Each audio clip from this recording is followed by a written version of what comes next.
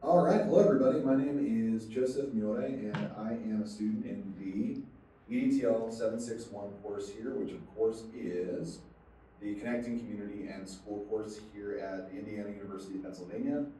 This is going to be going on just like my regular YouTube channel. So I said this before, you probably see a lot more business content. This is about one of the education courses on my pathway to certification. So I am currently a business teacher. I teach personal financial literacy and marketing, and I do that at the high school level in Manheim Township, which is the affluent suburb of Lancaster, Pennsylvania, as featured in my slide here. And of course, my pronouns are he, him, and his. And so my home language is English. I grew up speaking English. I'm currently learning Spanish. My significant other is Mexican American heritage. She is first generation, and her parents do not speak English. And so, as part of my endeavor to, someday that'll be my family too, engage them, I want to make sure that I'm learning Spanish. So I'm using Duolingo. I also use Berlitz back when I was in the private sector.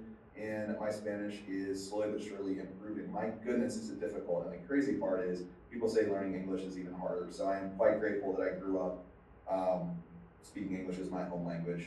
And finally, as a little bonus, my bachelor's degree is in music. And so I do think of music as a language.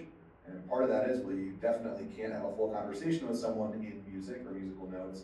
It is an amazing way to convey and exchange ideas. It does have a lot of the nuance and semantics of language. So I'll add that there. And it's actually one of the things that does bring people together cross-culturally.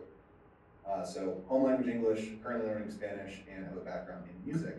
So what the heck brings me joy? After a long school day on a Friday, it was tempting for me not to put in the graphic of my desk here at school, but I'd be remiss if I didn't say I do love teaching. It brings me joy, and that is, of course, my classroom. I also put a photo of Baltimore. I used to work in the private sector in Baltimore. I also love to travel, and so that is going to serve as my surrogate photo for both some of my past life adventures as well as my love for travel. I love to cook. Primarily, I like to grill steaks, which I know is in its own separate category, but I like to cook. I like to grill. I like to do it all. I also worked for Whole Foods as a teenager, and so it's one of those things where that stuff never leaves you. So that's something that does bring me a great deal of joy. My significant other would kill me for putting up this photo of my dog. That's my dog Tito. That's him in my opinion, that's my favorite version of Tito, which is just a dog being a dog. We'll dress him up. He does like to be dressed up. He's wearing his holiday drip today when we get home from school. Regardless, my significant other and I work in the same school, which is pretty awesome. Regardless, that's my dog Tito, and that's him at his most base dog, which is my favorite version of him. And then above that is my cat, who will play with the boxes that things come in, more so than her own toys.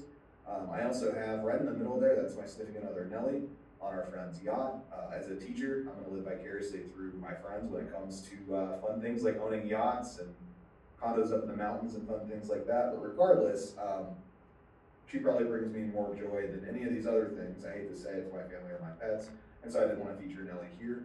I also have, I don't play video games really anymore, just time-wise, but I will say, during breaks and things, I do like to every once in a while dust off old games. I grew up playing the Super Nintendo and the NES, and it's something I'll do for fun. I also play music for fun, and then my family also brings me a great deal of joy. My brother lives out of LA as a music producer.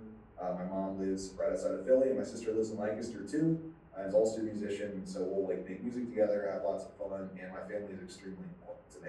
So these are all things that bring me joy.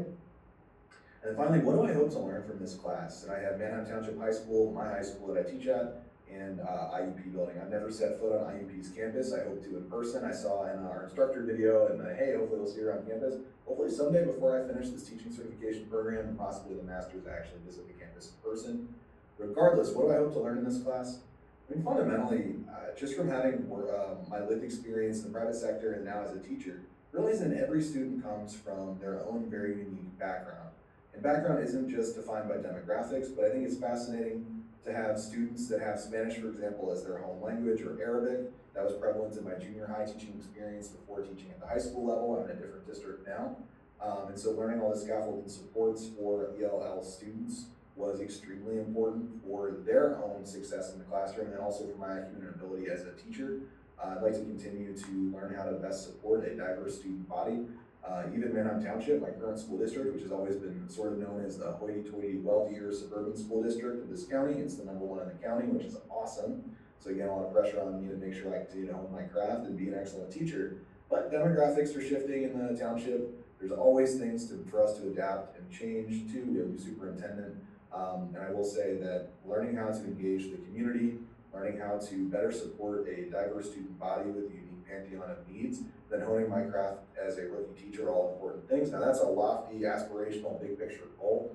I think to dial into things more specifically, as I was going through the syllabus, some of the things that jumped out at me that I would like to learn. I mean, firstly, I will say this: the people flourish when education includes care with 2 C's. I should have added a slide about this, but I think like a lot of these resources and tools are things that I want to glean and take into my own classroom.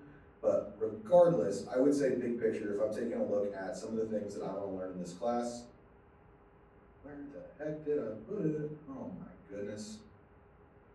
A lot of dead air. Oof. Well, hopefully you're still watching so you can submit your mandatory response. You know what, I will nix that for now. I'm forgetting where I put my notes. But since I started reading the textbook, I think one of the things that I think is incredibly important is interrogating privilege. And I'm super interested in exploring the intersection of privilege and the public school system. Other than that, I look forward to learning more about all of you, and hopefully this recorded correctly so I don't have to do it another time. Thank you so much.